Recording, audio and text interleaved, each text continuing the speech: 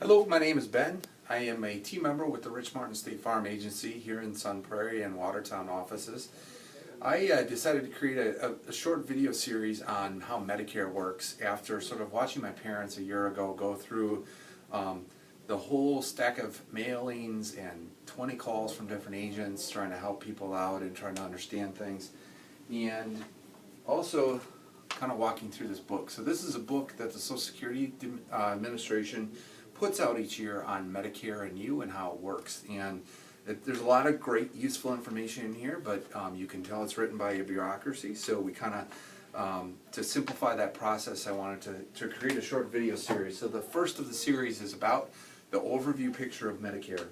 The second in the series is the difference between some of the coverage options that I'll show you as we kind of walk through that process.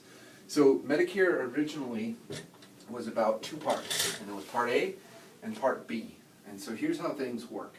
Part A covers hospitalization, and it covers inpatient surgeries.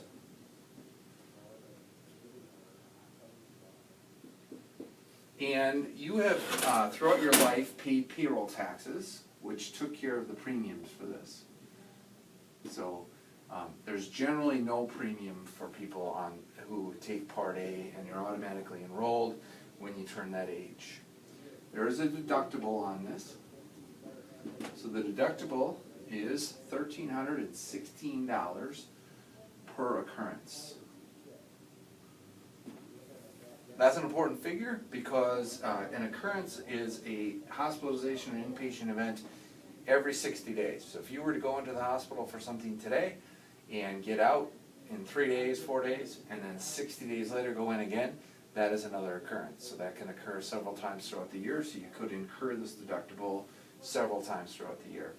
The coverage above the deductible amount is 100%. The Part B insurance, the original part of Medicare, Part B covered your doctor's services and outpatient services. And because so many practices are currently outpatient procedures, this becomes pretty important in terms of how those costs works. There is a premium for Part B, and you do have to elect Part B. The premium is based on your income and comes directly from your Social Security check. The average premium is $134 per month that comes right off of your Social Security check. There is also a deductible amount. The deductible amount is $184. That's per year. So once you meet that deductible, the coverage is 80%, 20%.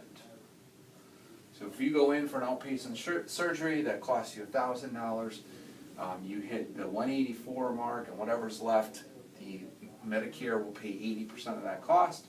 You will pay 20% of that cost. So that's how Part B works. In the early 2000s, the government got concerned about the solvency of Medicare, and they reached out to insurance companies to see if they could help out. So the insurance companies obligingly took over and offered a new option called Part C and a different option called Part D. So these are the newer versions of Medicare and how they work. Part C is first, and Part C is really functions a lot like group plans. So if people are in with an employer plan right now, you have a network of providers that you can go into. The Part C folks have an open enrollment period every year that you can change out and go into. Once you're in, you're locked in for that year. Once you're in at the beginning, it becomes different in terms of how you can enter the market to move from a Part C plan. The way it works is this. The insurance companies get a subsidy from Part A and Part B to help prop up these plans. So what people like about this is they're a little bit less costly than the group plans that they're in.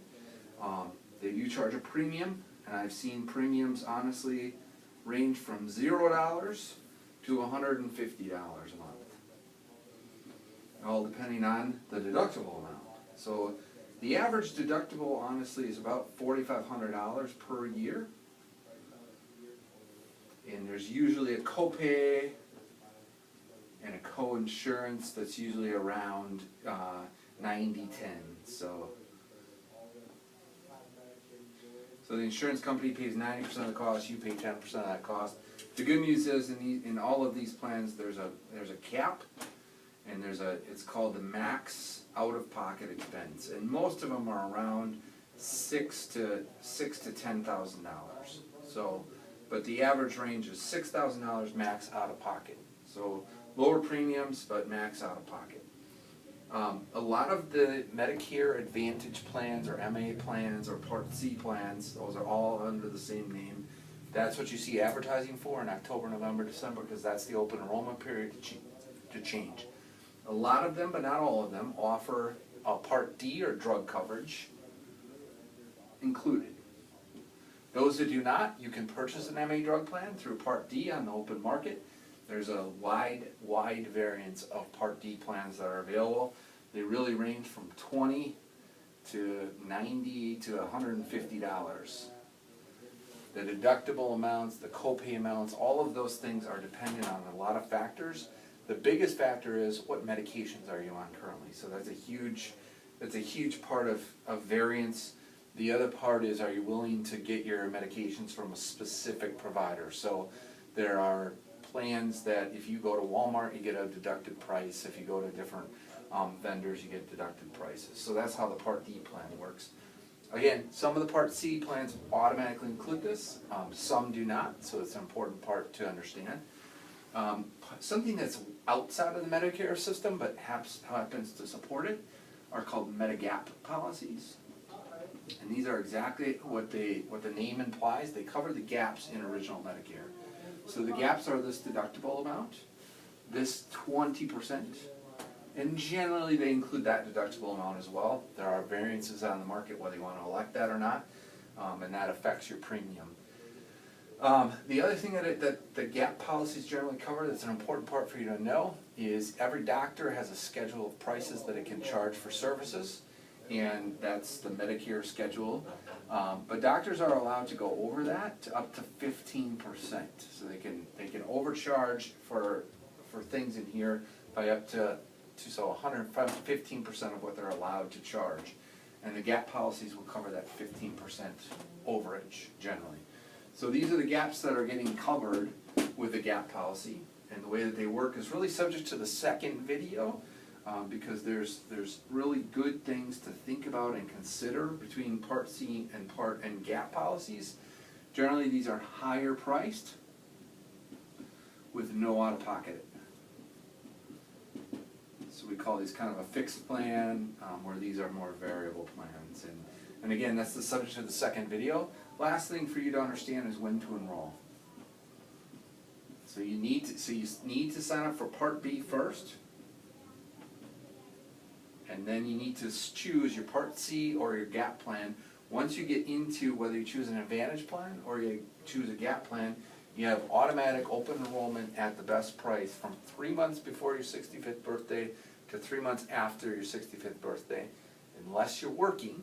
If you're working and you still have an employer plan, and then that employer plan ends when you retire, you have a period of time of 73 days under what's called the special election period. That's a really important time, because once you select this to get out of it, you have to go take a look at it and shop, and you're subject to underwriting requirements of your health, age, and all the other factors that get underwritten through normal health care. So choosing up front is really a wise decision, and it's something that's important because you have some fixed times to do this. So this is a 6-month window if you're just coming in at 65.